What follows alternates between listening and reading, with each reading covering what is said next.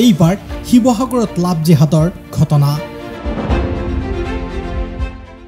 অসমীয়া যুৱতীক প্ৰবঞ্চনা জনৈক বাবু আলীৰ।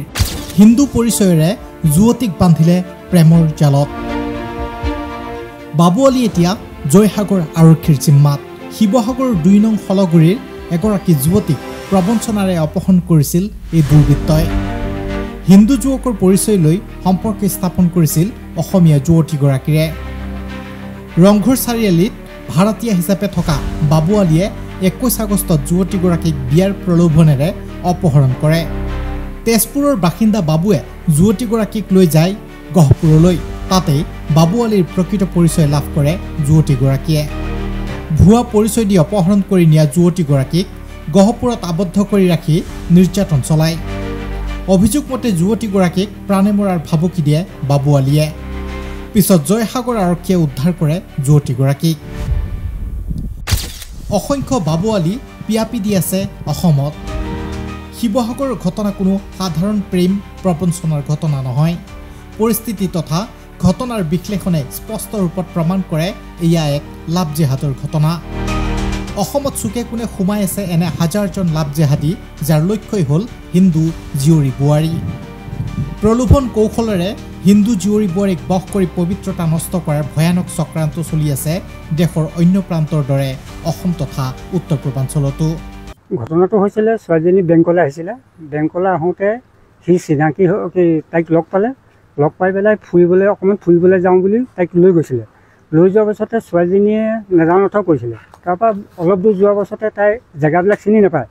চিনি নোপোৱাৰ পাছতে সি স্কুটিখন কোবত লৈ পেলাই ৰাস্তাৰ মাজত ৰখাই দিয়ে। ৰখাই তাইক কিছুমান ভাবুকি দেখুৱায়। বোলে মই ৰাস্তাত পৰি দিম, এনেকৈ তাইক নি গহপুৰ থানা পোৱা লাগে, গহপুৰ পোৱা লাগে। গহপুৰৰ পৰা ছোৱালীজনীক আমাৰ জয়সাগৰ আউটপোষ্টৰ সহায়ত আৰু গহপুৰ থানাৰ সহায়ত উদ্ধাৰ হৈছে। ল'ৰাজনৰ লগত আগৰ পৰা চিনাকি আছিলে মানে আজি ৬-৭ মাহৰ আগত মই এটা ডিভাইন লৈছিলোঁ।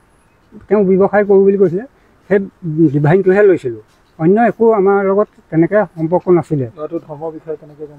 ধৰ্মটো আমি যেতিয়া ডিভাইনটো লোৱা বহুত দিনৰ পাছত ২-৩ মাহতকৈ বেছি হ'ল, তেতিয়া এজন থালালা সুধিছিলোঁ যে তোমালোকৰ এইখিনিত দোকান এখন আছে নেকি?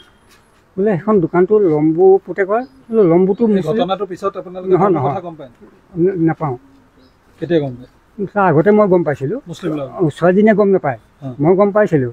কিন্তু মুছলিম মিয়া বুলি তাৰপাছততো এই ঘটনাটো কৰি দিলে।